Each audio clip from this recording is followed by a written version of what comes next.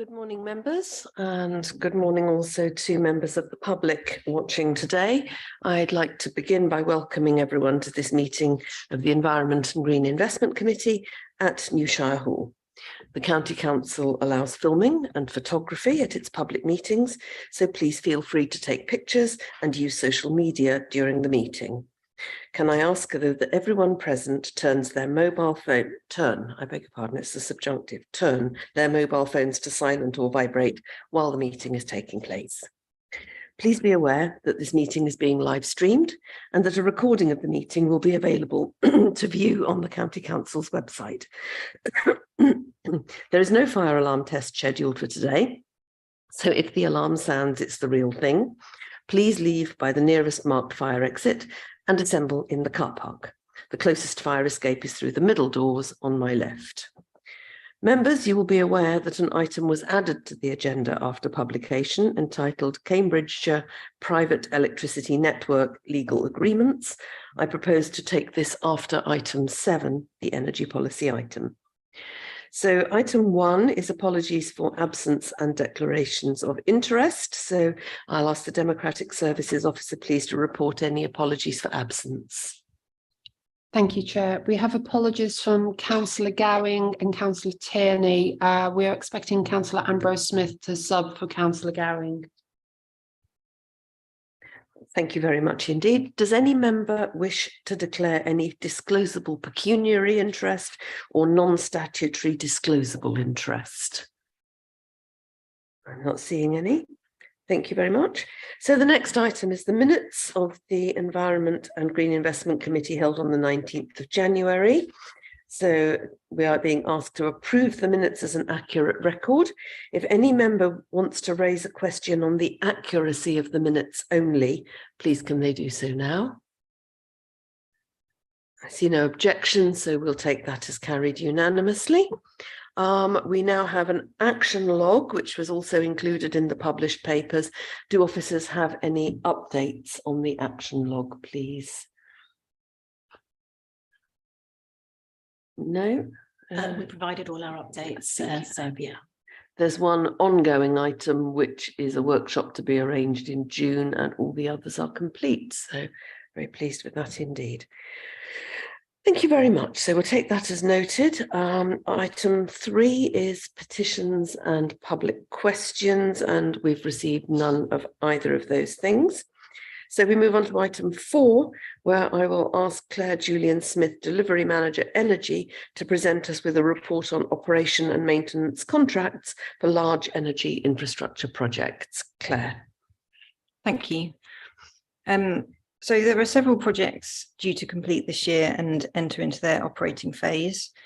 To maintain the assets effectively, so to prolong their life and also to maximise their performance, there really needs to be an operation and maintenance, an O&M arrangement in place, which would be provided externally.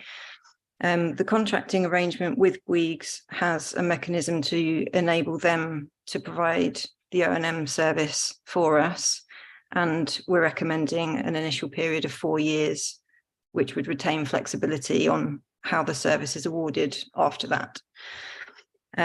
There's merit in Bouygues providing the O&M services, given that they designed and built the systems and are guaranteeing its performance thereafter for a period of 15 years. I think it's also worth noting that Bouygues have been providing O&M services for us in this way on Triangle Solar Farm since it began generating, which has been working well. So to that end, the requirements being scoped for the St Ives and Baberham Road Park and Ride projects, as well as the North Angle Solar Farm project, which includes the cabling that will connect it to the grid and onto Swaffham Prior. So as highlighted in the report, the investment cases for each of the large energy projects included the costs for O&M, but they weren't referenced specifically, and the committee approvals given at that time were just for entering into works contracts. So therefore, a delegation is still required to enter or to enable us to enter and execute the O&M contracts, which is detailed in recommendation C. As the O&M scope continues to develop, particularly on North Angle Solar Farm at this time, it's become evident that there were two further decisions to bring forward. So the first one of those is spare parts. The O&M provider would expect there to be some spare components and parts to make replacing them efficient and minimizing any periods of downtime. And Bouygues are recommending a list of spare parts to us and have provided budget estimates at this time. Again, not specifically highlighted at the time that the investment cases were presented, but there is an element of the business case which identifies replenishment costs through the course of the asset's lifetime. So the paper includes a request for approval to bring a relatively small proportion of that budget forward to buy the initial stock of spares in the near future. Finally, is a request for approval to purchase an extension to the warranties that cover the inverters at North Angle Solar Farm. So that's just relating to the solar farm. So extending them from a period of 5 years to 10 years, which is the same as what we've done at Triangle. It's effectively an insurance policy and will give us priority access to replacements in the event of failure in the future. The inverters are a key component, and they're not an off-the-shelf item, so it could take some time to get in replacements. So an extension to the inverter warranties would help mitigate a potential extended period of downtime, which is what we're looking to do. So thank you. Thank you very much indeed, Claire. Does any member have any questions for Claire on her report? Councillor Bradnam. Thank you very much. I just wanted to ask, I'm absolutely sure we have done due diligence on Bouygues, because what I note is that we've got a lot of commitment with Bouygues one way and another with our various solar farms and such like. So I just wanted, that was one question, that we're confident, are we, that they are resilient and that they're going to be there for the long term for us. And the other one was that I don't know whether commercial inverters are anything like domestic ones, but my inverters failed just after the 10-year guarantee period was up. And also the residual circuit breaker on my domestic system failed at the same time. So I just wondered, is 10 years long enough? Thank you. So in terms of the first question on due diligence, and yes, I realise we have got a lot of commitment with Bouygues. I think we're reassured and have taken a lot of confidence from the arrangement that we've got in place with Triangle Solar Farm. We have had conversations with other authorities who've used a number of different O&M providers and have had significant difficulties, which we've not experienced. So we take a lot from that, and are sort of very satisfied with the contract arrangement as it is. And by having a shorter initial period, it gives us flexibility, so we can look at our options after that time. Cheryl, have you got anything you wanted to add on that? I think it's probably worth adding that we obviously had to do due diligence on Bouygues as a company when we entered into the contract for the refit framework, which this fits under. And as part of that, we asked for parental guarantees. So we have a parental guarantee for the Bouygues Energy Services Limited, who we collaborate with on projects. It's a multi-billion-pound company. Absolutely. On the issue of the guarantee, the length, I'm very glad we're absolutely supporters going up to 10 years, but I just wondered whether we thought about going any longer. I think it's a question that we can ask. At the current time, 10 years has been put forward as the maximum. So I think it's worth asking the question as we explore and develop the O&Ms further. Thank you very much. Thank you. Claire, could I just ask you, when you're not speaking, switch off your microphone because the camera tracks the microphones. Any other questions for Claire at this stage? Not seeing any. So we have a recommendation in front of us, or a set of recommendations, which I will now move to the debate on. And those recommendations are to approve extending the warranty on inverters for North Angle Solar Farm from 5 to 10 years at a cost of £220,000.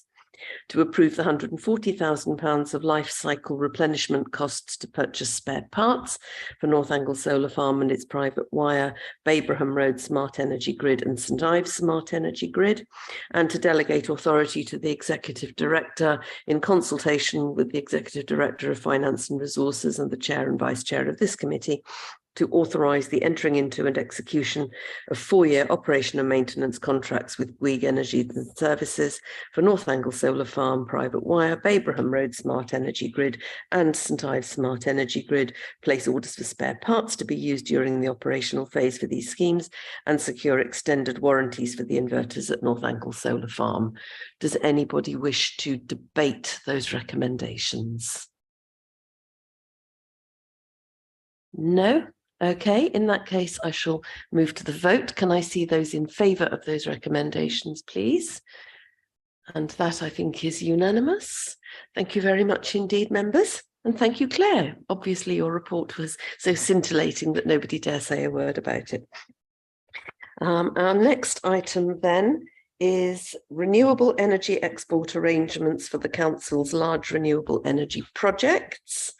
So we now have Cheryl French moving into the hot seat as Assistant Director, Climate Change and Energy Services to present this report. Thank you very much indeed, Cheryl. And also we have Ethna with us. Thank you. Sorry, I thought it'd be really helpful for Ethna, who's now Head of Energy Services, overseeing the large energy projects, to be here, and we collaborated on the paper. So what I wanted to just quickly take you through is some key points on the paper. The Council has invested in a range of large energy, renewable energy projects, many of which are finalising this year, as you've heard from Claire, and we're going to be generating significant levels of renewable energy. So when these projects are complete, you're then looking to export your electricity that you're generating. And power purchase agreements are a key mechanism for the sale of electricity for the projects. And these PPAs, so power purchase agreements, I'm going to use that acronym PPA because it's easier, come in many guises and have lots of different risk profiles. So, for example, we already have projects that are selling electricity by the distribution network. But if you sell electricity through the distribution network, you're selling through a PPA and you're generally selling at a wholesale price. When you're using a private network, so a cable directly connected between your project and someone who needs electricity, then you can sell at a retail price to a customer. And in the paper, we've described the difference between wholesale and resale price, where wholesale price is roughly 50% of the retail price, because if you are using the distribution network, which is what a lot of projects have to do because you're not connected to a customer directly, that's about 50% of the costs. And the other costs are payments towards the transmission network, the distribution network, and other levies and charges. Okay, so it's just so you understand that part.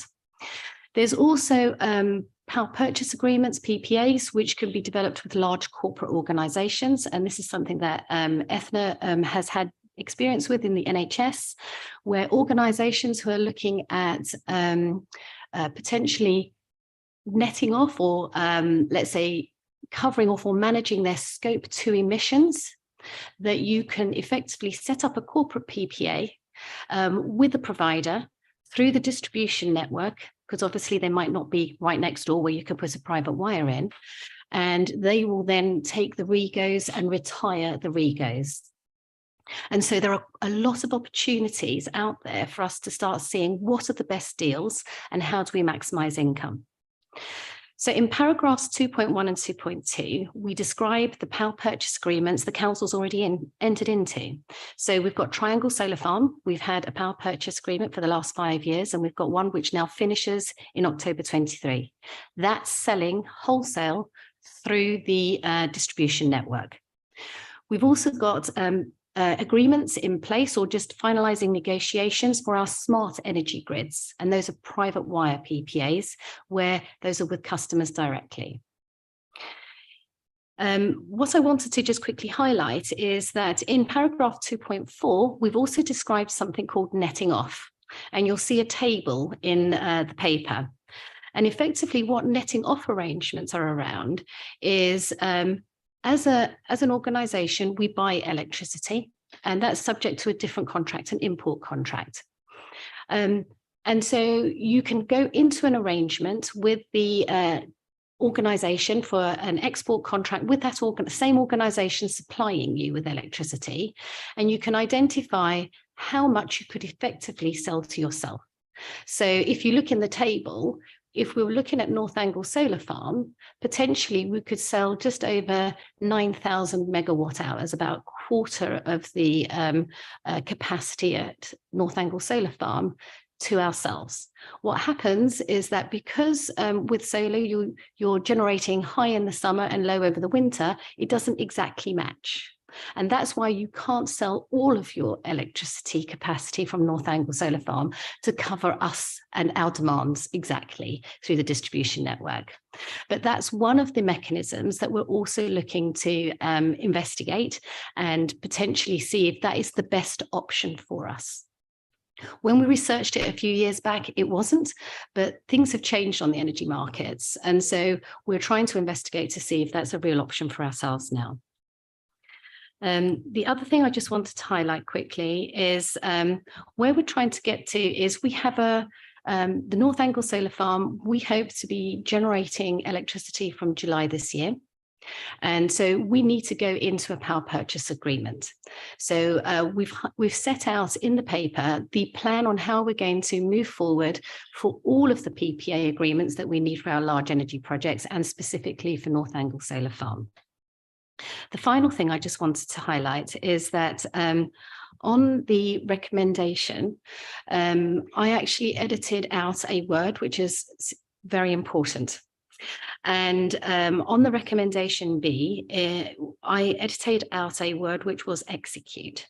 And so on advice from the Director of Governance, the word execute would ideally be put into that recommendation. And so I'm just highlighting that as something that it would be great if you could consider.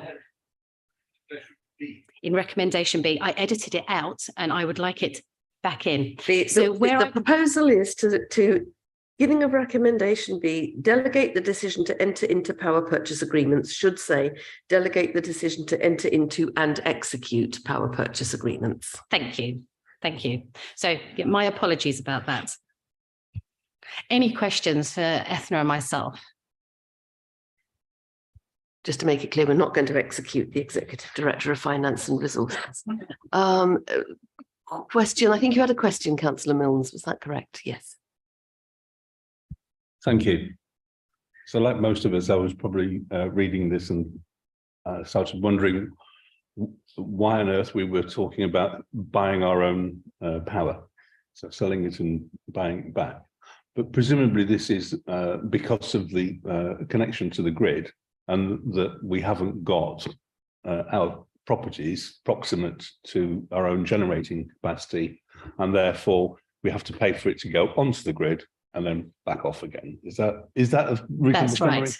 That's right. So, I mean, it'd be great if we had all of our properties right next to our solar farm and we could supply directly through a private wire, but that's not realistic. Thank you. Thank you. Any other questions? Councillor Gay. Sure. I was just wondering if the takeover of Mick George is going to throw a spanner in the works for us. No, so it's Hansons have taken over Mick George, and obviously we have gone into a power purchase agreement with Mick George, and our understanding and reassurance has been that it will carry on into Hansons. So if anything changes, we will let you know. I'm not seeing any other questions, so we have recommendations in front of us for debate. The first one is to agree the plan for managing income contracts for the large energy projects. And the second one is to delegate the decision to enter into and execute power purchase agreements for the large energy projects to the Executive Director, Place and Sustainability, in consultation with the Executive Director, Finance and Resources, and the Chair and Vice Chair of this committee, on the basis of specialist energy market advice to inform decisions. Does anybody wish to debate those recommendations? No? So in that case, I'll put that to the vote. Can I see those in favour, please? That is another unanimous vote, I believe. Thank you very much indeed, members. So moving on then to item 6, which is an update on the delivery of the Climate Change and Environment Strategy Action Plan. So we have Emily Bolton with us. Thank you very much, Ethna. So we're welcoming Emily Bolton as Climate Change Strategy Manager to present this report alongside Cheryl. Thank you very much, Emily. Thank you. So today I'm bringing you a paper that's really an update report on delivery of our climate change and environment strategy and the associated action plan. Alongside this, I'm presenting it in one methodology today, but as part of the paper, I'm putting forward a proposed different methodology that's based on risk as we move forward.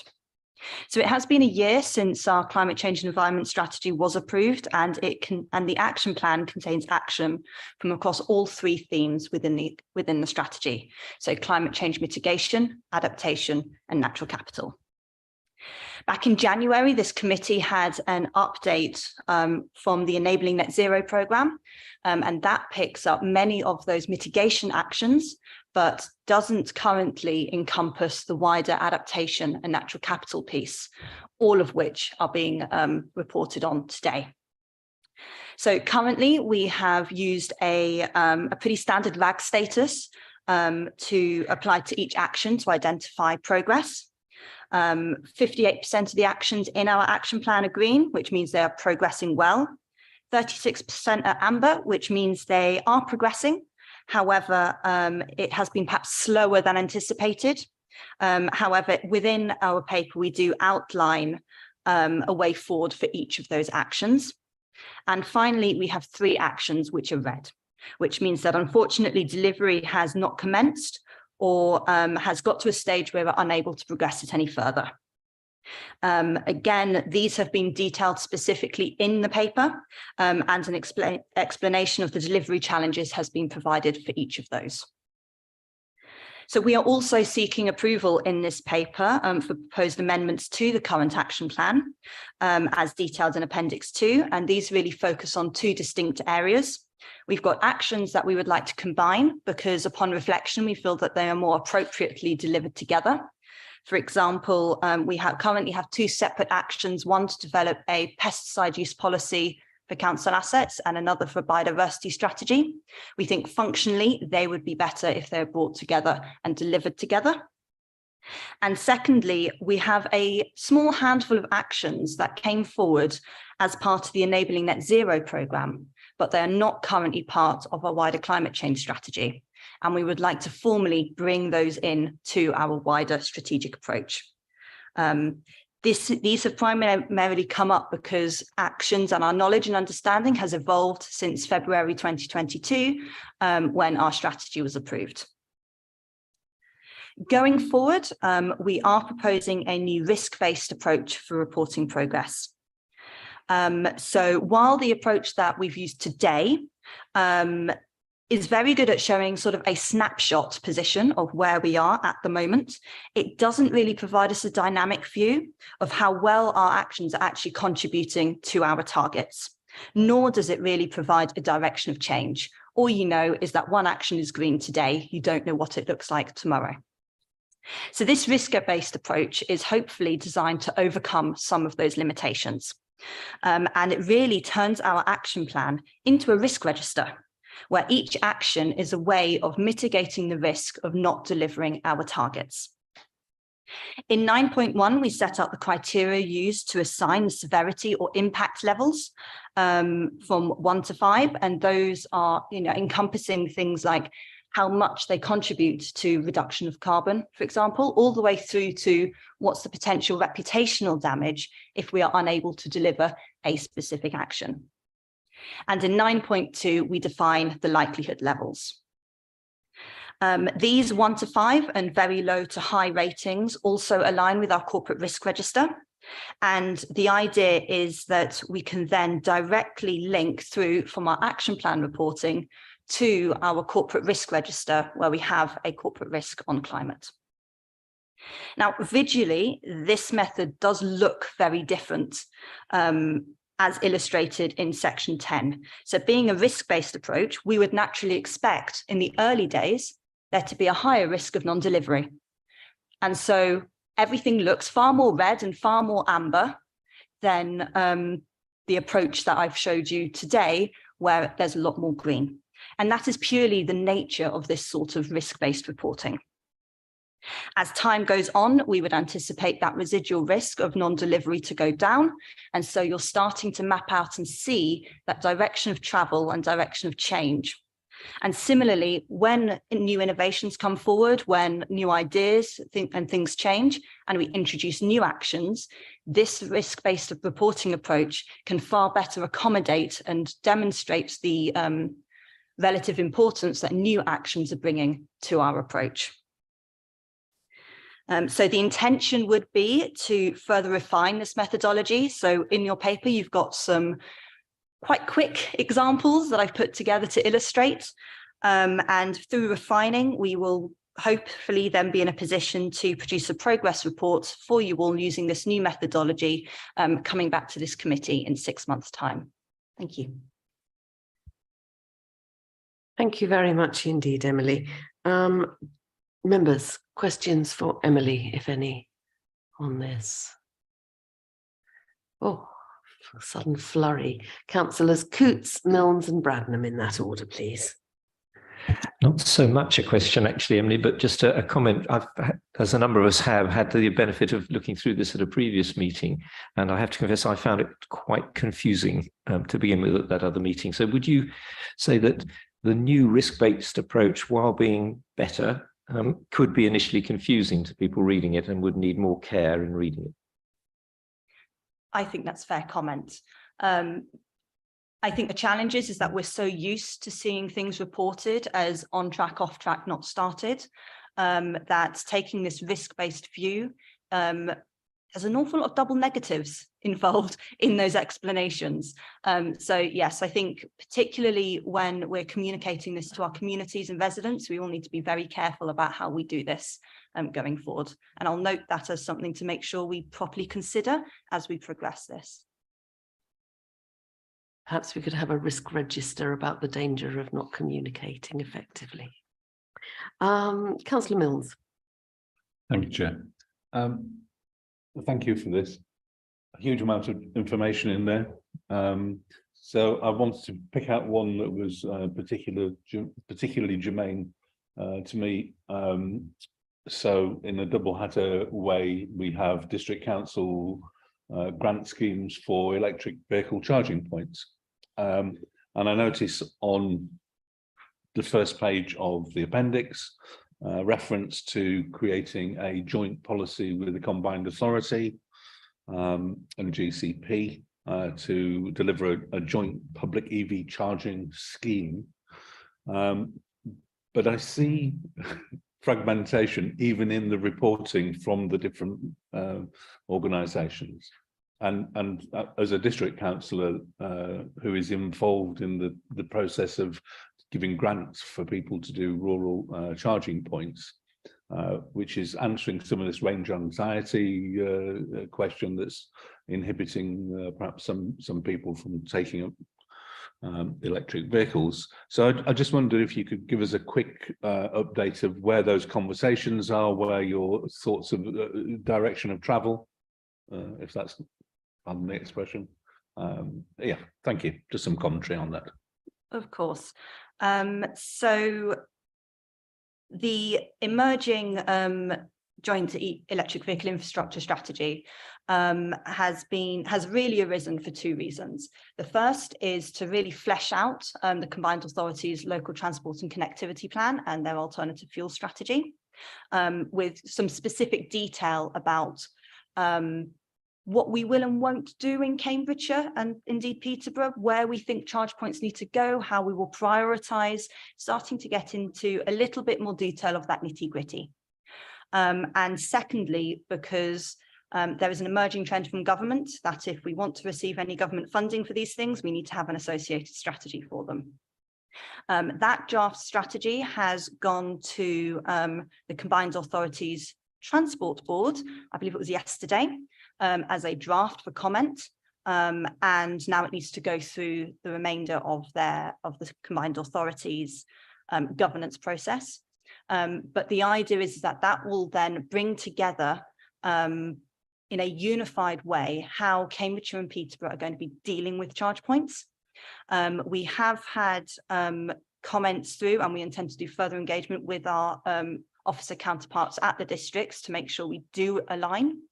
And alongside this, when we come to thinking more about delivery, we are hopeful that some funding that's been announced from government to improve capacity within local authorities will enable us to improve our internal resource to really get down, develop a delivery plan, develop our route to market and how we will go about rolling out at scale and as equitably as possible. And if I may, Chair, just to follow up on that, you mentioned funding from government. So they're doing both Levi grants, but you've got a bid for them, I believe. So have we got any bids that we're sending to Levi? And then there's the city issue of on-street parking with the lamp-based charging points, for example. So have we encompassed our thinking with that as well? Yes, so certainly our approach is very much encompassing what is the suite of innovation out there, what's most appropriate to different settings across Cambridgeshire. And that is that's a bit of a moving feast, but it's something we're keeping a very close eye on so that we do ensure that the right technology will be deployed in the right location. In terms of the Levi funding, that is the government have reduced the need to actually apply to them for the funding. Instead, what they've done is they have allocated, based on a whole set of criteria, level of funding at the combined authority level. And then we will then work with the combined authority to allocate that out across Cambridgeshire and Peterborough. Thank you, Chair. Thank you very much indeed. Councillor Bradnam was next. Thank you, Chair. My question lies around, just as an example, item 12, develop a sustainable travel policy for all Cambridge County Council staff, encouraging and enabling use of lower carbon alternatives. And that's in progress, but it's flagged as red. And given that, I know we've got EV charging in our own car park here, but I'm assuming this relates to staff that need to go out and about and abroad, and whether our own pool vehicles are electric vehicles and such like. But so it's a bit of a vague question. I'm sorry about that, but it's basically what will be the impact on the public if we're perceived, by virtue of this risk-based approach, and as you say, being much more amber and red in the early stages, what will be the impact of that on the public if we are perceived, given that we're taking such strides to be exemplars and to give people direction and do proof of concept work. If the public perceive us as being at risk through our red-orange coloration on our risk register, will that sort of give us problems that we need to deal with down the line? And will it increase anxiety, as Councillor Milnes mentions, about things like range anxiety and that sort of thing? Will it give people I'm just wondering whether we will also need to do a sort of public education exercise if we can and offer advice. Thank you. I think I'll start on this and then pass on to Cheryl. So I think part of this for me comes down to Councillor Coote's comments about how we communicate all of this.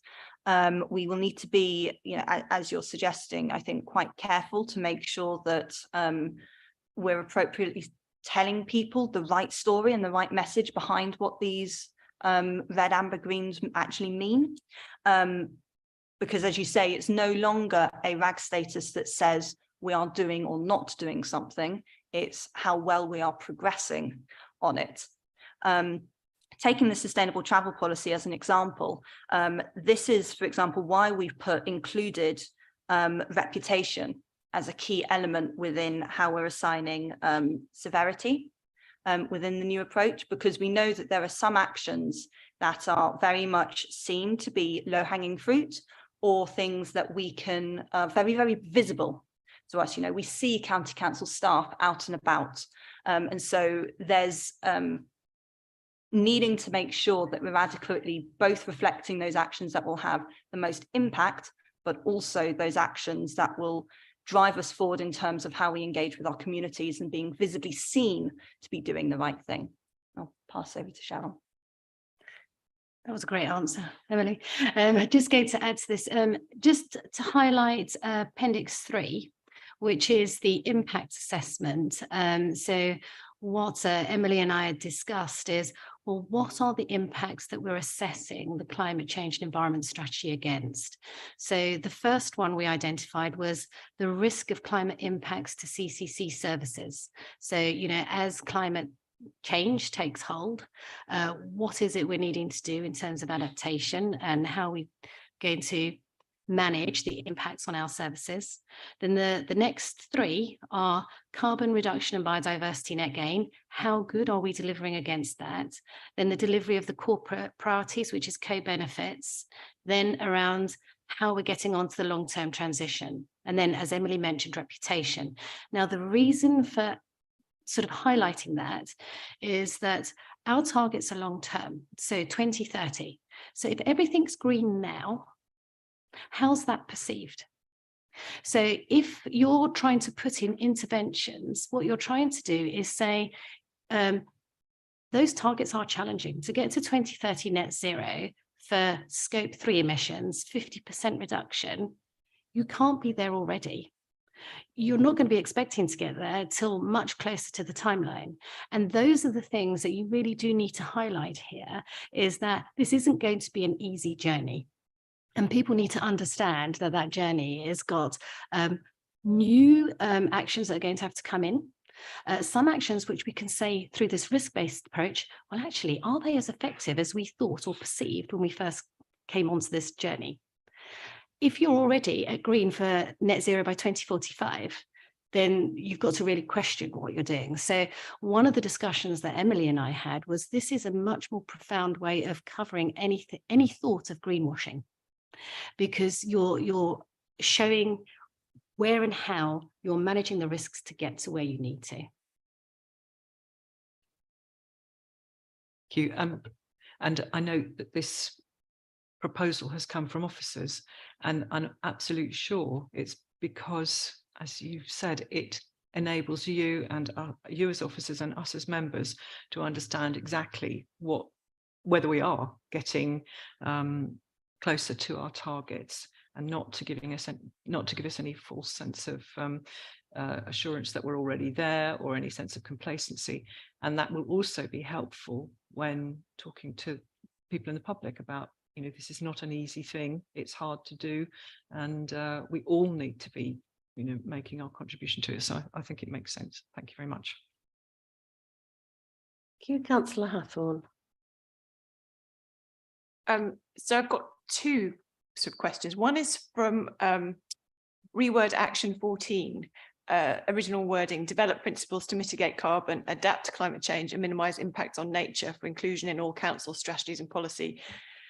The proposed rewording is develop net zero by design guidance to support officers to embed carbon reduction approaches into all aspects of their roles, including design, delivery, budgeting, governance, and decision making. Nature's disappeared. Is that somewhere else? I think that's possibly an oversight on my part, and I'll make sure it gets put back in. Great. And then the other sort of concern, well, I don't know if it's a question, I'll just say it. So lots and lots of reds is obviously, you know, if you see lots and lots of reds in the risk status every committee, it sort of feels overwhelming. I guess what's important is if we're talking about progress, if you're always starting from now, you haven't made any progress. So it feels like you know, even if it's red, but it's gone down by 1 point, it feels that that's an important bit of information to communicate. And is that there? Have I missed that? So we do have the actual numbers in the risk matrix, which is in at 9.2. So you will be able to see those going down. But as you say, it might have gone from, say, 25 to 20. So it's still dark, the same color, but that number's gone down. And that would be what you see in the summary documents. As we develop the action plan, you will see that under Appendix 4, for example, you can see the risk rating and the actual number assigned to it for each individual action. And so then you can drill down and see that there has been progress. And what we can do, I think, as part of the refinement process is work out how best to represent this so that you're seeing both the colors as your quick snapshot, but also the individual numbers, and make sure that's highlighting where we are having progress, even though the color may not have changed. Yeah, just to add to that, so quite recently, we're obviously doing quite a lot of risk reporting on our large energy projects, and members found it very helpful when we put 2 snapshots of 2 different months together, so you can see the change. And so, as Emily said, we've got details of how we need to share and communicate it, but we've got a few ideas. Thank you. 3 colours are extremely limiting. Perhaps we ought to have some kind of Dulux or Farrow and Ball kind of wash of colour paint chart. Anyway, yes, Councillor Gardner was next. Thank you very much, Chair. Yes, I think it's a very good proposal, but we do need to be able to show residents of Cambridgeshire how we're moving forward. And I think at the moment it's slightly blurred, but I think if we can progress that, that would be good. The other question is, will we be able to see how we are doing in each district? Because I think that would be a useful indication as to where possibly things are not being done perhaps as quickly as we might not like. So it would be interesting to know how well we were doing in Huntingdonshire against East Cambs or Fenland or South Cambs or the city. So I just think that might be something that would, if we could draw that information out, that would help residents see how we're actually progressing over the entire county. And so I think on that last point, that's more challenging. So across the whole of Cambridgeshire, you've got different challenges in different places. So clearly where you've got large peatlands up in Fenland, there's a significant issue.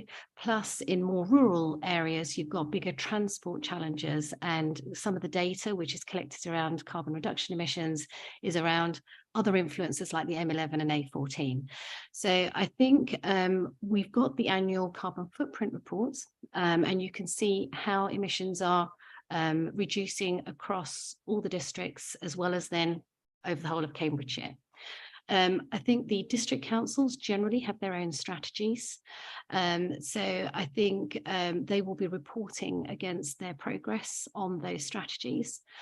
So I don't think we could be looking to make an assessment about how the individual districts are progressing. You've either got data, which is your annual carbon footprint report, and you can see the unique challenges to each of those areas and what they're doing, and compare what the district councils are doing to deliver against that. But for us, I think when we're looking at the action plan, it's those more strategic actions which fit across everything. So I don't think we can achieve what you're saying, Councillor Gardner, unless there's unless I've interpreted that wrongly. No, I don't think you have. It would just be useful to know if you're looking at the district councils, what they're reporting back and then what we're reporting, whether there's, you know, they are one and the same, if you see what I mean, because I think the residents of Cambridgeshire need to be able to see that sort of data going forward if they're going to have confidence in both the county council and the district council's progress with regard to carbon reduction. Yeah, I mean, in terms of data, absolutely. So one of the discussions that's happening at the moment is how do we align and set up a data group potentially with the combined authority so that we have all the districts and the county and the CPCA, because this is a set of emissions which BEIS, oh, well, not BEIS anymore, DESNET, so Department for Energy Security and Net Zero, supplies retrospectively, but how we report in terms of the data and how we align, I think that is important. I think the thing that you need to understand is that when we set targets, we all set targets in different ways. So as an example, we at County Council have set a net zero target for scope 1 and 2 for 2030. We've also set it for scope 3 as 50% reduction. And we have a very broad interpretation of scope 3. So effectively that makes it harder. And so what you have to look at is just what are those nuances around how people have set targets. If you're wanting to differentiate, that's one thing. I think there's some very good action plans coming forward from other local authorities. So what we want to do is to see how we can build on top of each of those, so we're all working in the same direction. So coming back to it, yes, on data, I think that's important and we need to align on it.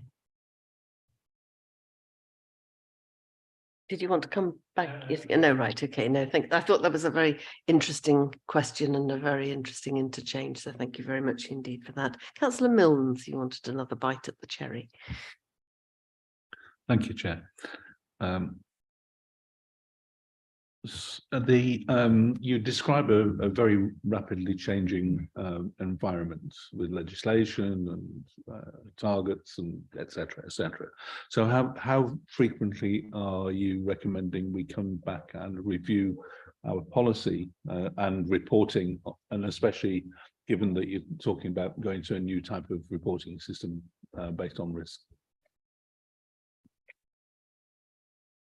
In terms of how frequently we report back to you, I think probably annually is, at least as a starting point, a good way forward, because that gives us time to actually have embedded the actions and for the actions to have started delivering.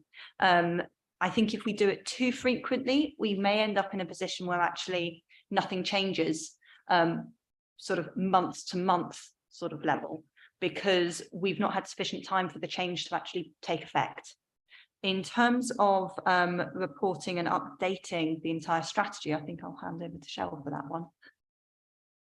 So I think just coming back onto the reporting, so in the recommendation, we've identified that we'd like to come back with, if you agree the methodology, with a report within 6 months, so that we can then look to see how that informs the business planning discussions. Because obviously you will get a sense on that new reporting mechanism where you're making, let's say, deeper penetration in terms of getting to your target, and where we might need to let's say, tweak and update in certain areas to put some extra emphasis. So initially, we were thinking of coming back in 6 months. Certainly on the climate change and environment strategy, the reason we had a very strong collaboration with the corporate centre on putting that strategy together. And so you remember that there are 3 parts to our strategy. We've got the high level ambition. Now that prevails over a longer term. So I don't see that we're going to be looking to revisit that. What we always highlighted was that the action plan was to be live, because you've also sort of, I think, sensed that things are moving very fast on climate and net zero, both on a policy and all of us upskilling all the time. And so we will need to make additions and changes to keep us on track and to keep tweaking actions. So that is live and will continuously come back and be updated. But as Emily says, I think annually sounds right for the moment, to give us time to deliver on actions. Thank you. Thank you. I'm not seeing any more questions for Emily or Cheryl. So we do have recommendations in front of us, which are to note progress delivering the action plan, including the challenges that have been highlighted, approving suggested updates to the action plan, and supporting the development of a new risk-based approach for future progress reporting, and bring a further progress report in the new format in 6 months to committee to inform business planning. Does anybody wish to debate those? Councillor Corney. I don't want to prolong anything really, just to add, so I think this is, as with a lot of things we've done already done today, it's a common sense approach. I think there's a lot of work that has gone into this. And I think, sort of Councillor Coutts so asked a question earlier on, and I thought it was quite interesting, but I think we're probably, most of us are the same. We get a piece of new technology, a new phone, that we put it off and put it off. And once we get used to it, it's the best thing in the world. So I'm sure it's probably going to be the same thing. And I think I welcome it, and I look forward to sort of seeing the progress as we move forward. Thank you. Thank you very much for that support. Any other debate to be had on this? No, in that case, I'll move to the vote. So can I see those in favour, please? Thank you very much. That's unanimous. So thank you very much indeed, Emily. That's much appreciated. We retain Cheryl for the next item, which is the community energy policy for the council, and we bring Ethna back into the revolving chair again as well. Thank you very much indeed, both. Cheryl and Ethna, can I ask you to present the report, please? Great, thank you. I will start by just presenting what we set out in our paper. So we're seeking approval for a community energy policy, which is a principles-based policy. And we've set out the principles in the paper, which I'll come back to. And we've also asking for approval on our proposed next steps as well, which involves the development of a strategy chiefly, but again, I'll come back to the detail shortly.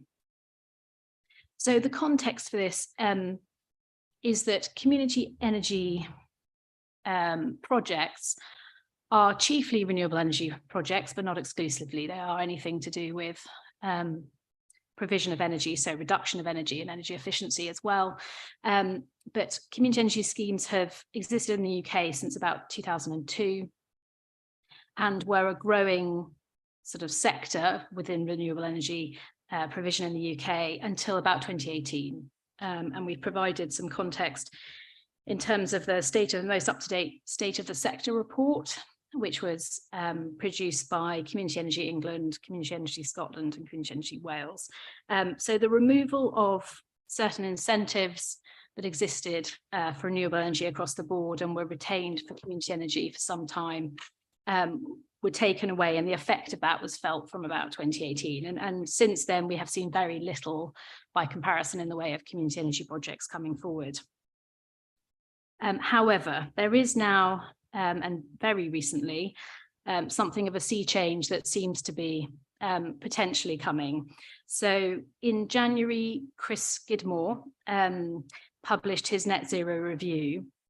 And in that, community energy was identified as a key way that we could nationally help to deliver net zero, improve, obviously, energy security and all those other energy priorities that have become particularly sort of key at the moment around long-term affordability and resilience of our energy supply. And there is a proposal in what he brought forward to create a national community energy strategy. A secondary part of that was also a reference to a potential change in national policy on onshore wind as well, and that being included.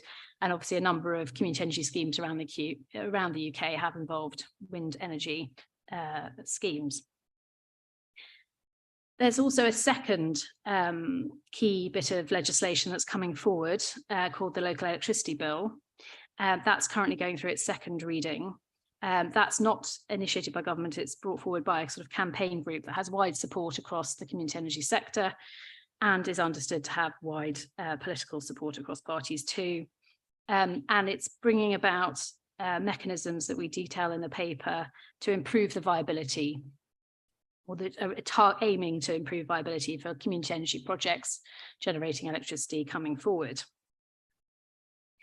So why are we suggesting now that we should, as an authority, develop a community energy policy? Why be proactive ahead of necessarily knowing what the government's intentions are in more detail? We feel that a strategic approach is sensible because, for a number of reasons, partly so that we can actually, as proposals come forward nationally, we can have quite a developed position, an informed position on what the opportunities are, and make sure those national policies, you know, whatever a sort of consultation input we are able to have, we can help to shape that and improve it. It should also put us in a better position to potentially win funding, because again, very often when there are new initiatives like this, there are obviously piloting opportunities. And we know that community energy can bring significant benefits for the community in a number of different ways. So with community energy schemes, communities are really in the driving seat when they're looking for and identifying new renewable energy opportunities. They are very much the developer, and they are commissioning, you know, studies. They're deciding what sort of technologies and where, in line with what their natural, you know, the local resources allow and what the context in a planning sense would suit. And they potentially provide a way to supplement other sources of ways of developing renewable energy. So at the moment, obviously, there's the council's very active in terms of delivery of renewable energy assets, and so is much of the public sector. We have private sector investment in renewable energy, which is also significant. But as Chris Skidmore sort of identified, there's this role that community energy could potentially play as well, which brings finance in from a whole new sector that the public sector and the private sector can't access and don't currently access.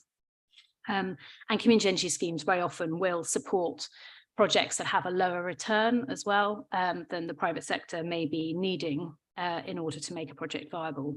And these projects are very often, even though they are predominantly and have historically been predominantly renewable energy schemes, they very often are driven by a desire to try to tackle fuel poverty and, you know, they're really hard to tackle issues around fabric retrofit and improving efficiency of buildings. So a lot of communities are looking to put whatever surplus they generate into those sorts of projects locally, and that's a significant motivating factor. Clearly, with the council having a large landholding in local authority terms, we potentially have more of an opportunity to do something on this if we're strategic than perhaps some other authorities. And again, that's an opportunity that we should explore strategically to balance different interests with our land. And clearly, if we take the strategic approach, which would very much be part of our local area energy planning strategy, we can be clear about what options, because there could be a variety of different ways we could support community energy, whether that's on our land, on parish land or third-party land within the county, and the sort of support we could provide in different scenarios, the different roles we could play in that. I think that will then help us also manage our internal resource, because again, as things change nationally, we could see a surge in interest from communities coming forward with different schemes, and we need to be able to manage that in an effective way, in a resource efficient way as possible. So then, just to bring us on to some of the 10 principles, obviously they're set out there in detail for you. So I'll just alight on a few, but we clearly want to align this and make it a key feature of something we explore within our local area energy planning. We want to ensure that domestic energy efficiency, which is incredibly important in terms of reducing our overall demand and delivering net zero in an equitable way, is included wherever possible within projects that come forward that the council supports in one form or another. We want these schemes to be best practice in their approach to planning and design considerations. We want them, wherever possible, to be able to prioritise the most vulnerable in our communities. And we want to ensure as well that it's the appropriate technology in the appropriate place. So sufficient resource, all the planning considerations taken into account. And in future, that may include onshore wind, if that becomes possible. We've then identified some next steps, assuming that the policy were to be approved today, we would then look to develop a more detailed strategy, looking at what the different options and opportunities are for the council and the risks and benefits, and identify a programme and look at the sort of funding opportunities for that, both from the Just Transition Fund potentially, and also in terms of attracting external resource to support communities. So those are the key points I'd like to raise. That's great. Thank you very much indeed. Very clear summary of that. I have to say this is a paper that I am ridiculously excited about. So that's really good. Does anybody have any questions for Ethna or Cheryl? So I'll start with Councillor Gay, then Councillor Ferguson, then Councillor Mills, please.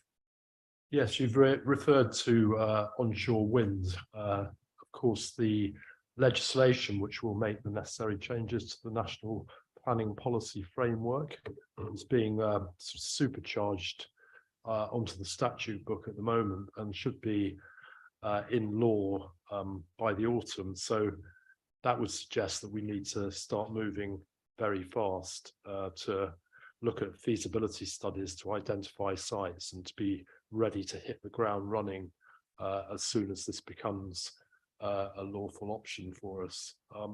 What are your thoughts about how to go about that? I think one of the challenges, and I'm looking also to Emma as my planning expert, is that you've got your local planning policies as well. So these aren't going to be schemes which are above 50 megawatts. So these will be subject to local planning policies. And so not all of the local plans will be updated to reflect national planning policy guidance. So I was just going to ask Emma, if that comes through on national planning policy, how does that impact on the local plan development? Sorry. I think the devil's always going to be in the detail. So I think it depends on the way it's written and whether weight gets given to the national over the local plans. But as we speak at the moment, it's very much a system whereby it's the local plans that take precedence. But what we're seeing in some of that drafting is national maybe taking precedent over local. And that's the bit we haven't got the detail on yet. And there's only just one other thing to add, is that we're obviously, Ethna alluded to the fact that we're starting on this journey of local area energy planning. And that is an 18-month journey that we're going to be going on. And as part of that, we'll be putting the community at the centre of that for identifying where schemes would be appropriate and what type of scheme, and then how you integrate that into local plans. So I think there's going to be a shifting position over the next couple of years, but projects take quite a long time to develop anyway.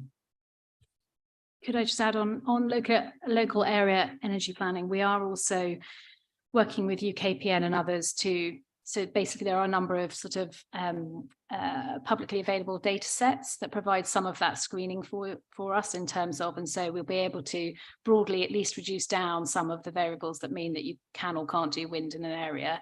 Won't necessarily get you down to specific sites, but it will show potentially do initially part of that screening. So I think that process will assist with this. I think also on local plans, it's fair to say, firstly, that not only is the government potentially, though it has been for years, changing the way in which local plans are drawn up and the scope that they can cover, but also local plans across Cambridgeshire are at different stages. At one end of the spectrum, Fenland's local plan is recently started development, and we have commented on the renewable energy component of that at a previous meeting of this committee. At the other end of the spectrum, East Cambridgeshire's local plan is now 8 years old, and there are no plans to amend that for the next 4 years.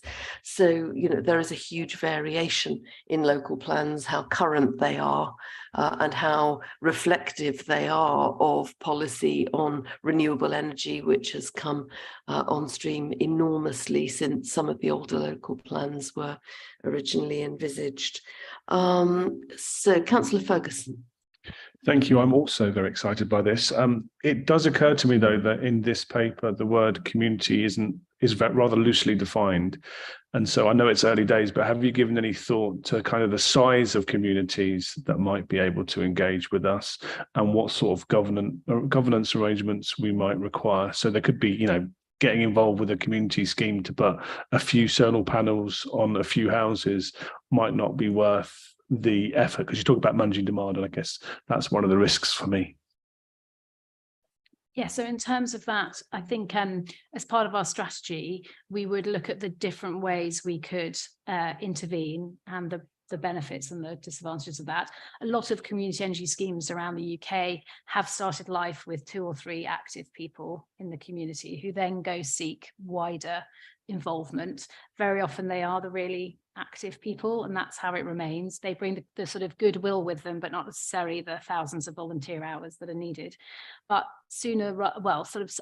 partway through the process, they tend to then incorporate either into some form of community benefit society or community KIC, which is the community interest company. So that's the sort of the body that we would liaise with that would then become formalized, but they do start as just informal groups originally. So I think we could manage that quite clearly, and we would look to make sure we did that in an effective way so that we balanced. Some small schemes though small, may be quick to deliver, low impact and input from us required, and could deal with things like fuel poverty and, you know, supporting vulnerable people in the community. So we might want to support a number of those, and the bigger schemes that take longer to come off might involve more people, ultimately deliver more carbon benefit in the long term. So we might, you know, I think it will be a portfolio of different options. I think there's also the communities of interest as much as geographical communities, and there is reference in the 10 principles to council-owned land. And of course, one of the communities, although it's very geographically spread, is our own farm tenants, who are extremely interested in carbon calculations and carbon schemes financially, and will also, I'm sure, be interested in potential for using their land for renewable energy. So that's a community of interest rather than a geographically bounded one. There may be other examples, but that's one that obviously springs very much to mind as well. Oh, we're going into darkness again, I think. People aren't moving around enough. There we are, light on the subject. So we have Councillor Milnes next, and then Councillor Britnam. Thank you, Chair. So I'm going to be excited as well. Declaration. Just a few things that crossed my mind as we were discussing this. So UKPN and the constraints within the grid. And that's a real issue that I think this gives us an opportunity to have some additional influence over. GCP just offered to fund the provision of 2 additional substations in South and Southwest Cambridge, but actually Ofgem effectively approved that for UKPN to put those into their forward plan. So that's one area. Interesting, you mentioned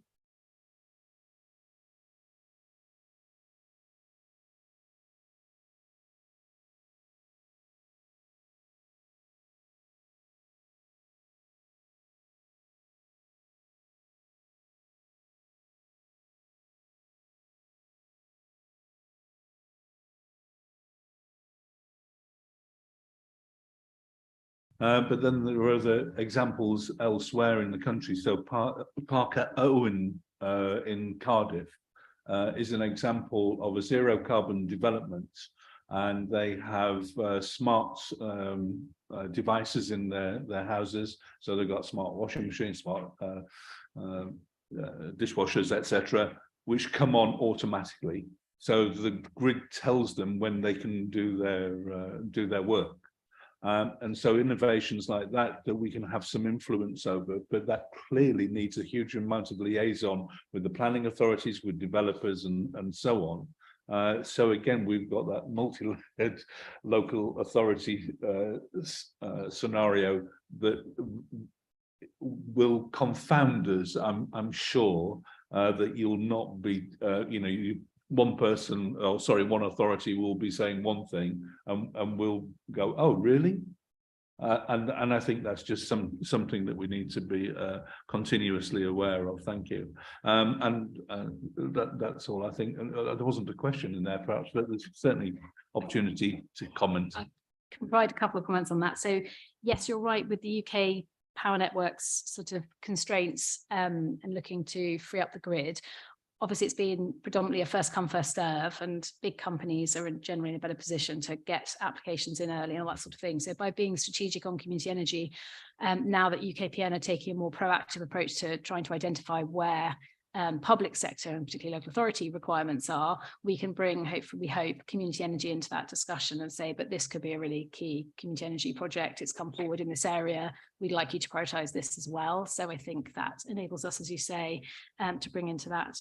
And on the sort of the evolution of community energy projects, yes, they've started as with established technologies, and just around the time that the incentives came away, I think battery technology was not established enough. It wasn't sort of, it was too commercially high risk for communities. But now I think things are moving really fast, and we're seeing all sorts of interesting trials like the one you've mentioned in Wales, but also in, I think there's one in Sussex where a village is looking at all sorts of balancing opportunities.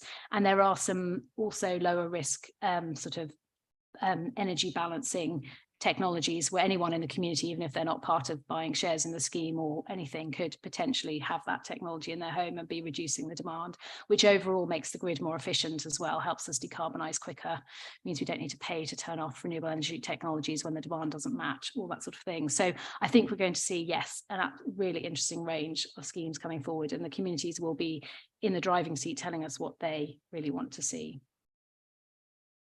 Thank you. Councillor Bradnam was next, and then Councillor Hathorn. Thank you. So two things really. One was the aspect that you've said that obviously communities sometimes have one or two really motivated individuals who drive things forward. And, you know, I know here at the county, we've been fortunate to have officers who've been forward thinking enough to drive things forward and help us along the way in understanding it. And that's great. What I'm slightly concerned about is whether smaller communities in this process will have, you know, if you just think about your average parish council, if smaller communities have smaller parish councils numerically, and also sometimes they just have parish meetings and they'll meet less frequently. So smaller communities, which might be the most vulnerable, the most isolated, the most likely to benefit from, for example, going off oil or something like that, will have the least capacity to even think about it themselves. Conversely, the opposite is also true. My villages of Milton, Landbeach, Waterbeach, Horningsea and Fenditton are subject to the most enormous number of consultations going on at the moment, some which all of us will have been involved in, but some relate to local developments. And this, when I say the capacity, they've got so much on, thinking of another thing, you know, community energy projects might be just beyond their capacity because they've got so much going on already. And I just wondered, how are we going to be able, I know you said, Ethne, that we'd, you know, it'll be something suitable for the community, which they will come up with the ideas for themselves. And I think that's very, very sensible. And I'm very glad you're taking that community first option. But I'm just thinking, will we be able to assist both the little tiny ones and also the ones that feel they haven't got the energy or the capacity to deal with something big themselves? Thank you. So Anna, I'll take, and then Ethne might want to add on. So that whole issue of, you know, 2 or 3 people in a community, that doesn't happen everywhere. And so what you're saying is there are some villages which have greater level of social capital than others. And so they would drive forward a project, but we really do need to look at the just transition. And we do need to be able to say there are a lot of communities that for whatever reason, you know, their jobs don't allow it, or that, you know, that it's not yet on their radar, in our community energy strategy that we pull together, we'll need to identify, and I think it will be a whole organisation endeavour. It's, you know, how do we need to do some community development into an area? What additional support do we need to do into those areas where potentially you've got that challenge of, you know, the cost of living crisis being the predominant challenge that they're facing, and trying to get them on board to understand that there's an option that could potentially help them manage some of that cost of living crisis. So it's going to be addressed through the strategy that we bring forward. Initially, I think we're going to have to work with some of those communities that are sort of ready to go, so that you can start building up capacity, expertise, and you know, communities that can talk to each other. But we won't lose that as part of the strategy work. The issue of trying to help those smaller communities, which are perhaps less able right now to help themselves. I was just going to say a similar point to Cheryl's end one, but just to say that it's not just about what the council can do, it's about us understanding what's existing already. And there are initiatives, because of the sort of the doldrums that community energy has been in, there are a number of organisations such as Big Solar Co-op, for example, that exists to support communities look for solar opportunities on buildings, which can, when aggregated and when people work together in the local area, but be part of a sort of national co-op, can help to deliver and can be a way to deliver community energy. So there are other schemes as well that we can help signpost people to, so where they do have low capacity, perhaps in the short term or longer term, that it's partly about what we can offer and it's part of that strategy, and it's also partly what else is there, which we know there are some other things that can support in those situations. Thank you. Sometimes the reason that big developments haven't got capacity is because they're potentially big because they're being developed by others. So, for example, just locally, Waterbeach Newtown, the parish council has an enormous amount on their plate because of that. Fortunately, we're well served by Greater Cambridge Partnership, Greater Cambridge Planning Service, but their concerns are many. And so actually, I think as a county council, we need to be working with the developers as well, don't we? Because we need to be, as stakeholders to their developments, we need to be encouraging the developers to make provision. And the number of times when I have sat in other planning committees and said, and I know other members here have said it too, you know, why are we looking to provide, for example, in new developments, air source heat pumps for every single house? Why aren't we looking at a much more development-wide provision, which could be much more efficient if we could do it, you know, that way, rather than making noisy air source heat pumps on every house? So I just wonder, you know, there's a sort of feedback of information that needs to encourage developers to look at that right up front when new developments are being planned. Sorry, I hope you got the gist of what I was driving at. Okay, thank you. Councillor Hathorn. Yes, just so in order to develop it, I guess, will you be working with communities, officers from the communities team, and will you be getting input from communities? And I noticed the county council is quite good at developing schemes to support communities, which are quite convenient for the county council, but not necessarily as, you know, are you going to have those conversations so that things work for communities as well as the county council? Yes, absolutely. And I'd say, given the number of hours that go into developing community energy scheme, I think if you try to lead too much as a council and not support what people really want, then it's not going to deliver the volume that we want. So we need it to be a grassroots movement that we support and we consult in, you know, in a way, and also as much as possible, as you say, work with other officers who are already engaged in the community and have those, you know, roles, rather than duplicating yet another person coming to talk to them at a, you know, clashing time about something. So I think that's a key part of what we'd look to develop, because, yeah, that is at the heart of what community energy is, as opposed to a kind of developer-led scheme. Gardner was next, and then Councillor Coutts. Thank you very much, Chair. Yes, I think it's a very good scheme. How would that particular community-led scheme assist groups that are already very active in trying to get off oil, for example? Like in the division I have, I've got 3 very active parishes that are keen to move. How do you think this new policy will assist them to get to their goal of getting the properties off those villages off oil? Sorry.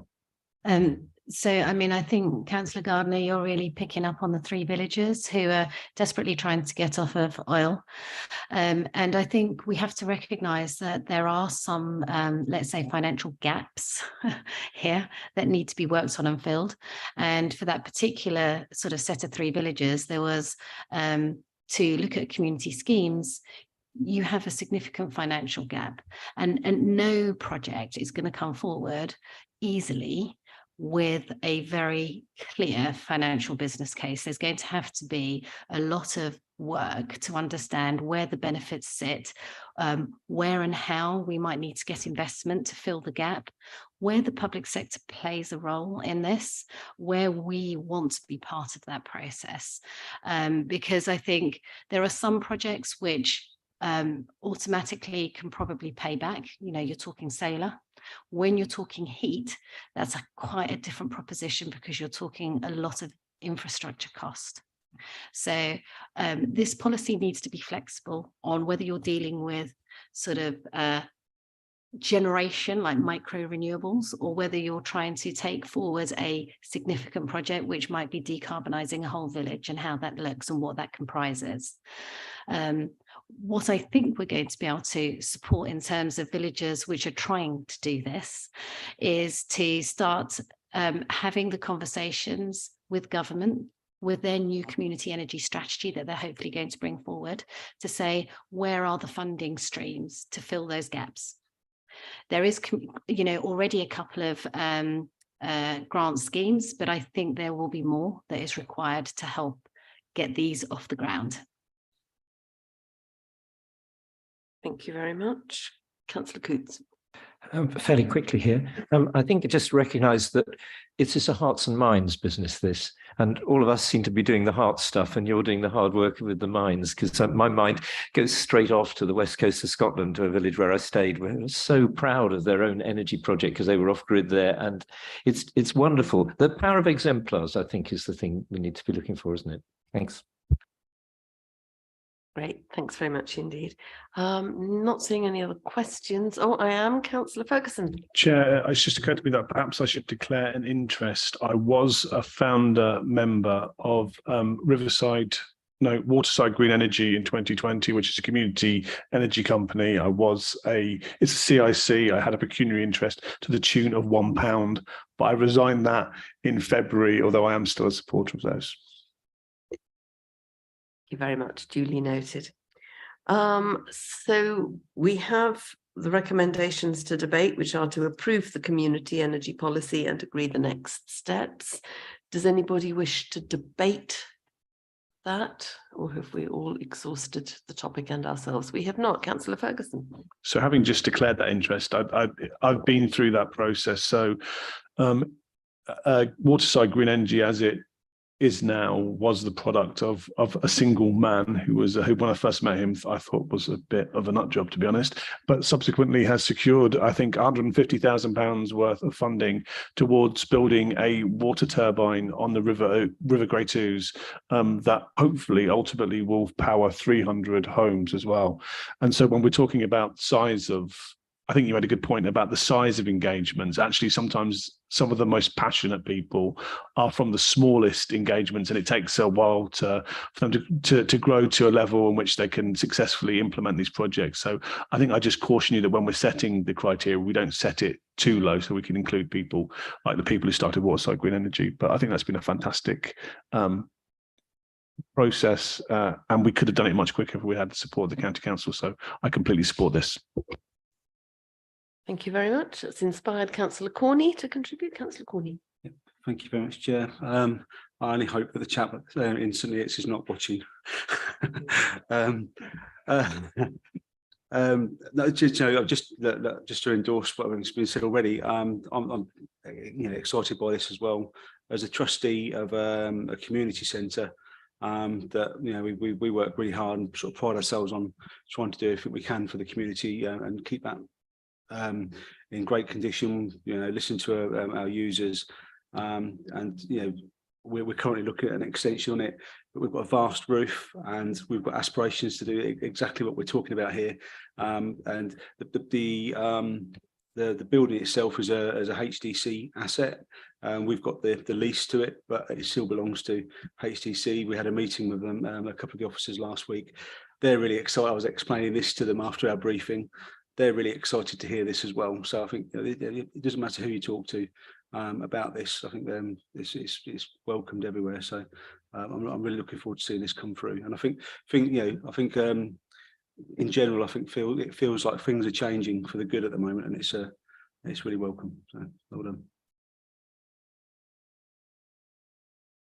Thank you very much indeed. I see no other indications to speak. I think we've used the word excited several times, which is always good in a meeting of this kind, I think. So I'd like to see those in favour of this recommendation, please, or these recommendations. Again, that's unanimous. Oh, enthusiasm rampant. That's wonderful. Thank you very much. That's unanimous. Thank you very much. And thank you, Ethna and Cheryl. Moving on then, I'm now going to take the extra item, the late item on the Cambridgeshire Private Electricity Network legal agreements. Before we start in on this, can I just check with our committee officer? My understanding was that the two local members, the Schumann brothers, were approached for comment, but I'm not clear whether they have submitted any comments or wish to speak on this. They haven't got back to me. Right, okay. I know that Dan Schumann had a meeting this morning, so yeah. Thank you. So there are no comments from the local members. So just to say that I have accepted this as a late report on the following grounds. That it's late because the council is now in a position, only now in a position on the private wire easement negotiations, that option agreements are coming forward for signature and committee agreement is required to execute the deeds. This is the word of the day, execute. Reason for urgency is that execution of the deeds is likely to start in April and current delegations do not include the execution of agreements. This report was published on Tuesday. Members should have received a copy via email. Can I just confirm that all members have received and seen the report in question? Thank you.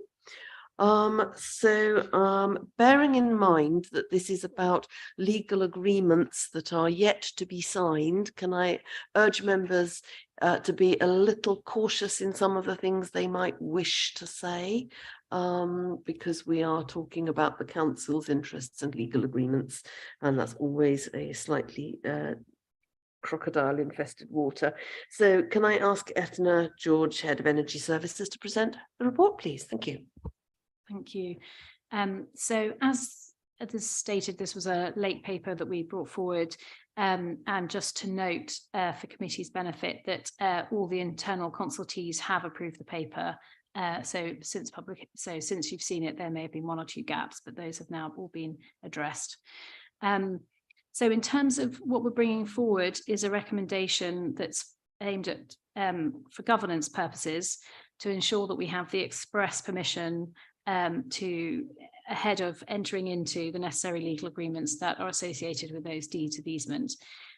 Those deeds of easement are needed for the construction of the private wire that's known as the Cambridgeshire Private Electricity Network, CPEN as we refer to it, and that links our 39 megawatts solar farm at Northangle to Burwell Local and also to Swaffham Prior to provide relatively small amount of electricity to it.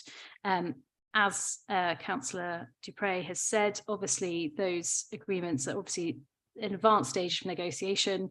They are confidential and have been brought, the details of them have been brought previously to committee, and we're purely focusing in this short paper on ensuring that we have the necessary permissions from and delegated authority to issue notice, enter into and execute a variety of legal agreements associated with those deed of easements. And the signing of those is imminent, so hence bring it as a late paper rather than waiting for another committee. Thank you very much indeed, Ethna. As Ethna has explained, this is a paper with a very narrow remit. It's simply about ensuring delegation of the ability to execute these agreements as they come forward. Does anybody have any questions for Ethna about this? No? Right, well, the recommendation is to delegate the decision to issue the necessary notices, enter into and execute all legal agreements as necessary for CPEN to the Executive Director in consultation with the Executive Director, Finance and Resources, and the Chair and Vice Chair of this committee. Does anybody wish to debate that? No? Can I move to the vote then? Those in favour of that, please. Once again, that's unanimous. Thank you very much indeed, members. So thank you very much indeed, both of you. The next item is item 8, which is a procurement on reletting the Cambridgeshire County Council framework for commercial archaeological field work. I will declare at the start of this that my brother is an archaeologist who works on digs development digs. I have not spoken about this with him. I have no idea whether the company he works for would be at all interested or relevant to this, but I just want to make that clear for the sake of completeness. We have Quinton Carroll with us, who's the Head of Service Natural and Historic Environment by the power of Zoom. So Quinton, can I ask you please to present your report? Thank you. Thank you, Chair.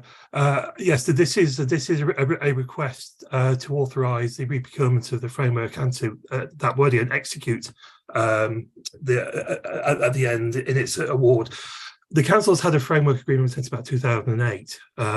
Essentially, it's required where we act as a developer, or whether an organisation like Greater Cambridge Partnership acts as a developer, because under planning regulations in this country, all development has to consider its impacts on the historic environment.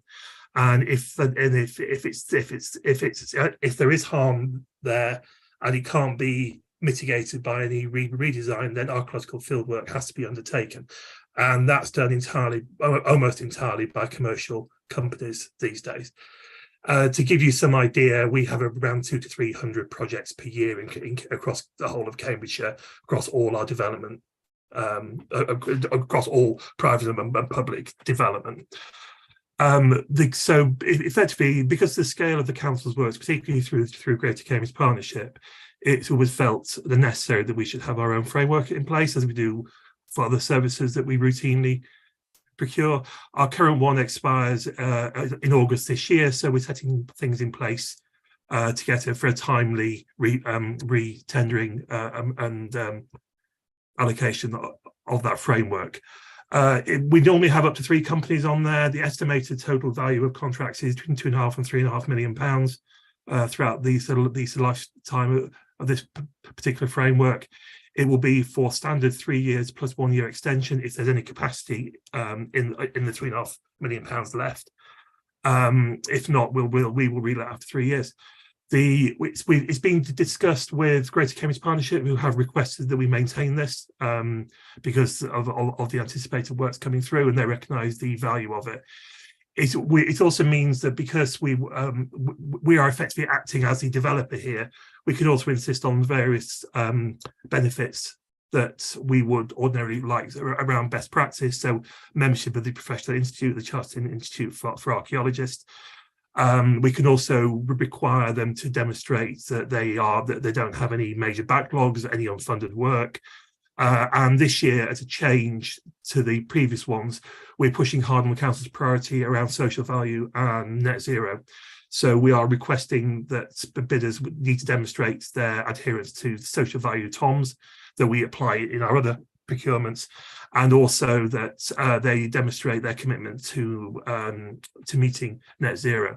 I should say that the net zero is a big thing in the construction sector at the moment, and a lot of big operators are looking how to decarbonise their processes, which archaeological fieldwork is one of them. Hence, they shouldn't come as any surprise. And it means the ones who make it through should be good quality professional operators who will deliver the services that we need. Thank you very much indeed, Quinton. That's a very useful summary. Does anybody have any questions for Quinton about this paper? Councillor Bradnam. It's just to understand under what circumstances we'd need to engage is an archaeologist. Is this development? So the only developments I can really think of off the top of my head, which involve us being the developing organisation, is when we build schools. But there may be, I mean, I guess it might include, for example, improvements to the car park outside here at Alconbury. I'm just wondering what sort of circumstances does this happen in? Thank you. Schools are a user, waste sites, road schemes. The biggest user of it at the moment is Greater Cambridge Partnership. So recently, there's been the Foxton Travel Hub, which found Roman settlement, and there's currently work underway around the Cambridge to Camborne busway route as well. The initial evaluation stages. So it is mainly the GCP work. Thank you very much. Any other questions for Quinton? I'm not seeing any. So the recommendation is to reprocure the Archaeological Services Framework for a period of 4 years to 2027, and that delegated authority be granted to the Executive Director to award the framework to the preferred bidders and execute the agreement in consultation with the Chair and Vice Chair of this committee. Does anybody wish to debate that? Not seeing any debate, so can I see those in favour of that, please? Thank you. That is unanimous, I think. Thank you very much indeed, members. We're now just after 25 to 12. Thank you very much, Quinton. We're now 25 to 12. So I'm going to have a stab at seeing whether we can get the Anglian Water Resources Management Plan under our belts by the time we need a 12 noon break. So I'm going to ask Hilary, who has just joined us, Hilary Tandy on Zoom, our flood risk manager. Hilary, would you like to present your report, please? Yes, no problem. Good morning, everyone. So this paper is requesting the committee considers and approves our response to Anglian Water's Water Resources Management Plan, which is currently open for consultation until the 29th of March. So the water companies are required to publish water resources management plans every 5 years, and these reports relate to water supply and set out how a secure and sustainable supply of clean drinking water can be maintained over a 25-year period. Anglian Water's latest plan, which is open for consultation, sets out 6 aims, which I've outlined in the paper for you.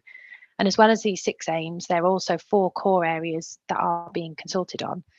These are putting reservoirs at the heart of the strategy, achieving a balance, doing the right thing for the environment, and paying on the basis of the amount of water used.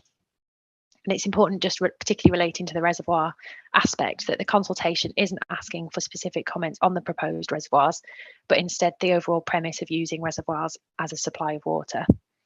So the Anglian Water considers the reservoirs to be a low regret option, and that means that the benefits would still be realised even if the circumstances such as climate change or population change in the future. On achieving a balance, Anglian Water have set out a 3-tiered approach around demand management, new reservoirs, and then also other supply side options, which do include things like water reuse and desalination. The plan also touches on the ambition to keep abstraction within historical levels, and Anglian Water also proposes to try and give up 85 million litres a day of abstractions by 2025. Fourthly, the plan proposes that customers pay on the basis of the amount of water they use. And a statistic within the report is that unmeasured customers use, on average, 175 litres per head per day, and that compares to 128 litres per head per day for those who are measured. And as such, Anglian Water are proposing to implement compulsory metering for all customers by 2030.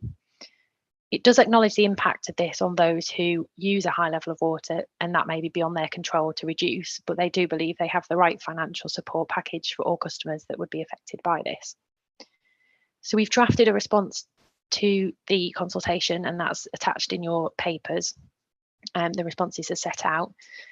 And in summary, whilst we do generally support the principles of the plan, we do feel greater emphasis should be placed on agriculture and irrigation, particularly in the face of predicted changes in rainfall patterns.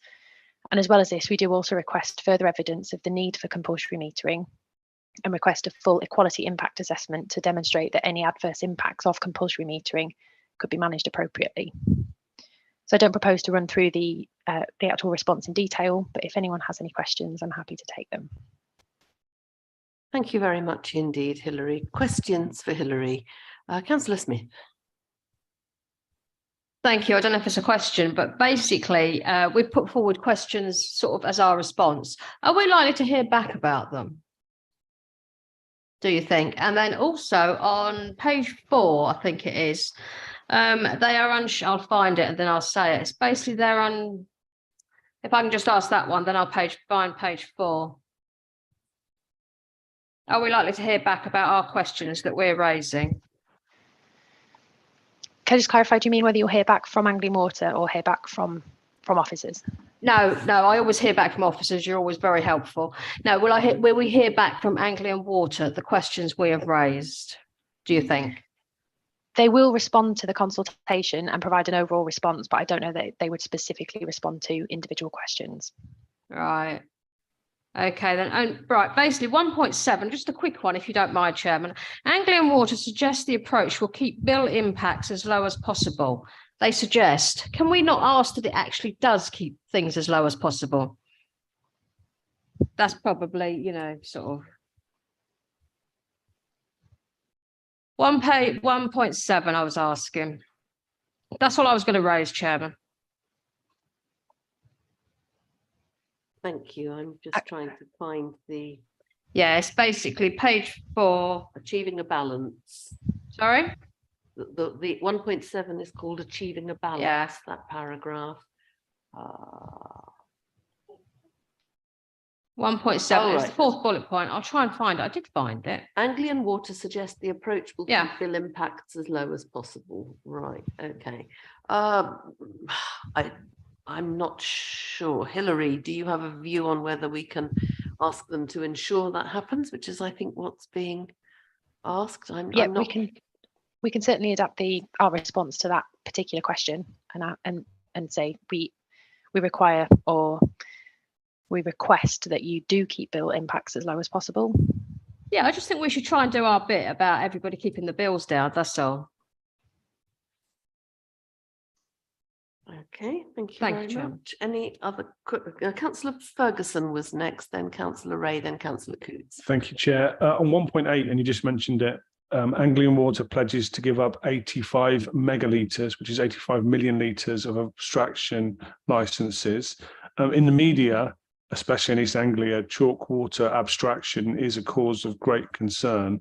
And so I'm always a bit suspicious when I see a really big number mentioned out of context. So I don't suppose you know offhand, but could we find out how much of Anglian Water's total abstraction 85 megalitres represents, just to make sure that we're not getting hoodwinked by a big number? Thank you. That's useful. Councillor Ray was next. That was exactly my point. So. Okay, it's all about the number. Right, okay, thank you. And Councillor Coots? No, thank you. Councillor Bradnam. I can't find it in the papers, but I remember thinking about this reference to a low regret solutions. And one of the things that worries me about the proposals is, and I'm struggling to find it now, that the plan, in principle, absolutely, I think we need to rely on reservoirs because we haven't got enough water in the groundwater.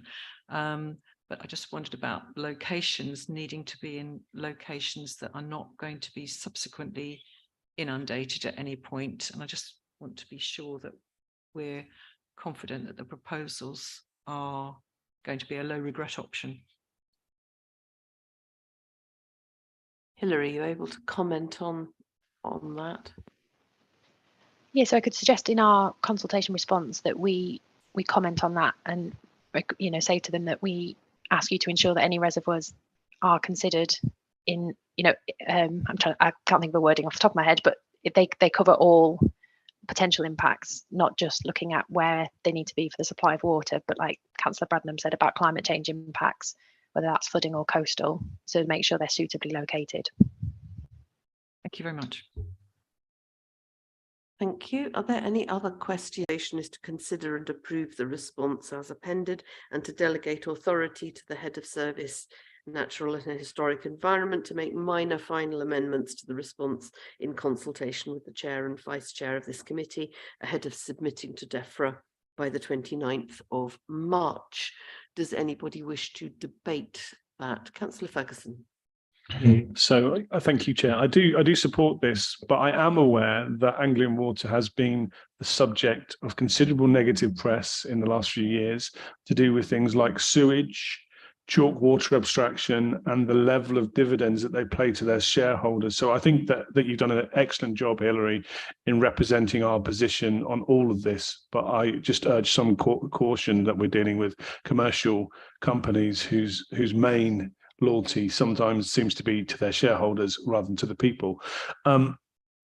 With regards to the reservoirs, which I do support, I say this repeatedly. We saw a presentation recently at the Regional Flood and Coastal Committee from Anglian Water that didn't address any of the engineering challenges of building two large reservoirs in the middle of the fens. Now, from a public point of view, if they can make it work, it's fantastic, because Grafton Water, as we all know, is a fantastic leisure facility as well as a source of water. But building, you know, high-walled reservoirs in an area which is prone to flooding is, I think, a fairly unique experience. And I think that we need to keep an eye on this and make sure that we're involved in talking about some of the engineering challenges as we go forward, because I don't think it's quite as easy as this paper makes it seem. But thank you, Hilary, for your responses, because I think they're fantastic.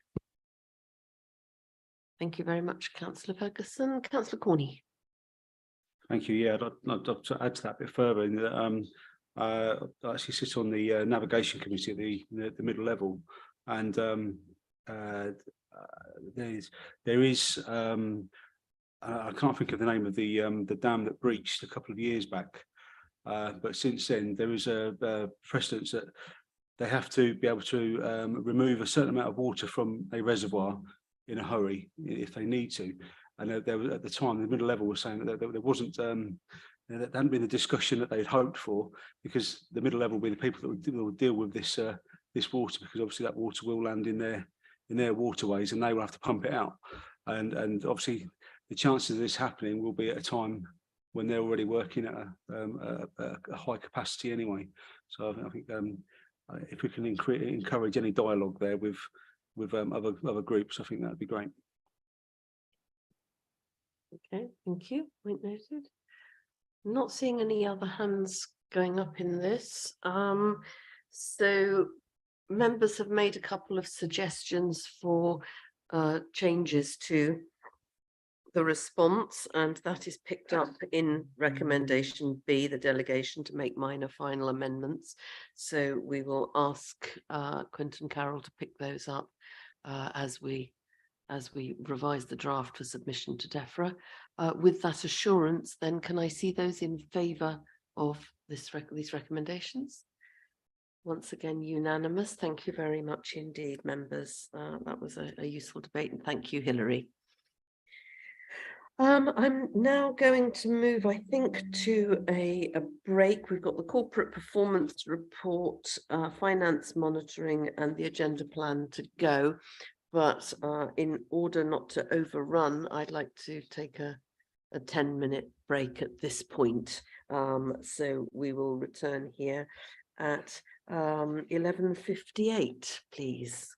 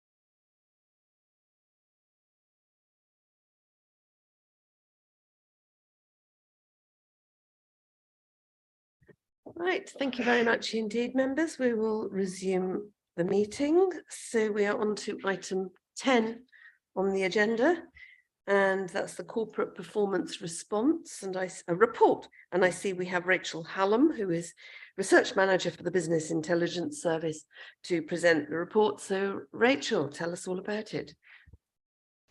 Thank you, Chair, and good morning still, members. This report supports the committee with its performance management role. It provides an update on the current status of the development of the selected key performance indicators, which track the performance of the services the committee oversees. These KPIs, key performance indicators, were outlined and were agreed at committee in September of last year, and officers have been working behind the scenes on their development since. The report is contextual information to support the committee members in a strategic overview of the work towards the committee priorities. It is for information only and covers the period of Q3 22-23, which is up to the end of December last year. Where available, that data was at time of reporting. The data is in the associated appendix, and it is important to note that there are a number of indicators which are identified as contextual. Not all of the indicators currently have targets, and that may be because the targets of those indicators are still being developed, or the indicator is being monitored for contextual purposes at this point. That's to be expected and is in line with the approach taken across other committees currently as well. The committee asked to note performance and take action as necessary. Thank you, Chair. Thank you very much indeed, Rachel. Does anybody have questions for Rachel on this report? Not seeing any. The recommendation is that we note and comment on the performance information and take action as necessary. So does anybody have any comments they wish to make? None. So can I then put that to the vote that we have noted and commented? Can I see those in favour? Thank you very much indeed. Thank you, Rachel. That was extraordinarily brief. Thank you very much indeed. Thank you, Chair.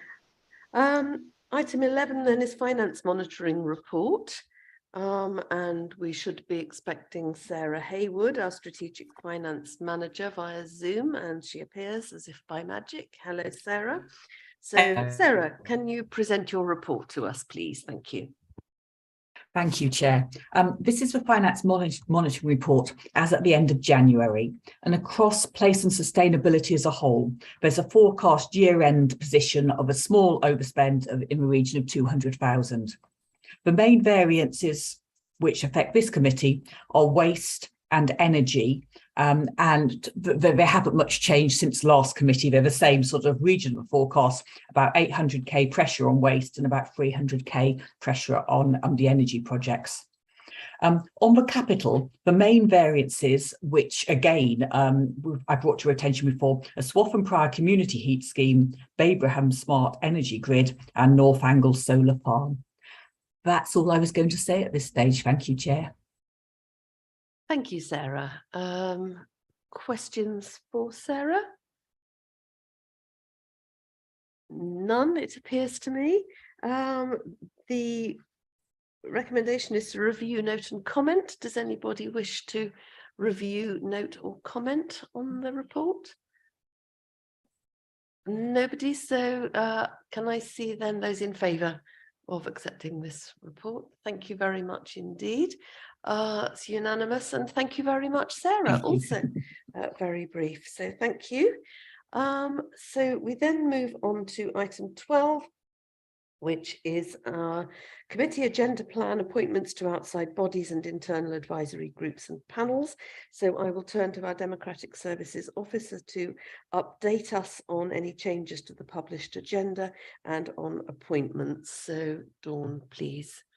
Thank you, Chair. Just a few quick updates to the agenda plan.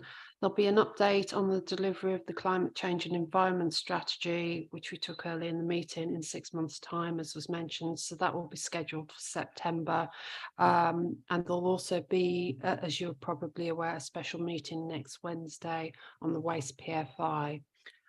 With regards to appointments, the Waste Member Steering Group at its meeting on Tuesday, 21st of February, agreed a wider membership to include the RECAP representative, Councillor Hathorn, and this was agreed unanimously at that meeting.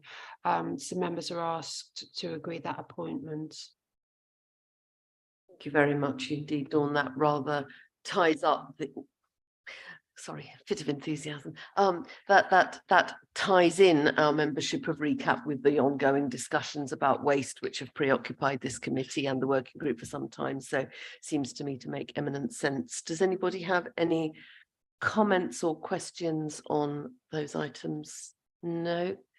Okay, can I then see those in favour of noting the agenda plan and confirming the appointment of Councillor Hathorn to the Waste Member Steering Group? It's almost unanimous, I think, Councillor Ferguson. Yes, it is indeed unanimous. So thank you very much indeed. According to my notes, that's the last item on the agenda. So we are concluded, and we might indeed have got away without taking a break, but I didn't know that at the time. So thank you all very much indeed for your attendance. Thank you to officers for your support, input, reports, and everything else. And thank you to members of the public for being with us, and look forward to meeting again next time, although I will not be at the special meeting next week for reasons which we have all been privy to, and which will therefore be quite an interesting one. Councillor Ferguson? Can I ask a question on that? Sorry. We'll be excluded from we're excluded from taking part in the meeting. We'll be excluded from the room while discussions are taking place, or can we join for the special meeting on waste? Double hatters will be excluded from the meeting because of a conflict of interest. I don't think we've got anybody qualified to give us legal advice on that point, but that's something that I think we will take away and respond on. So thank you for raising that. Okay, thank you very much indeed. Bye.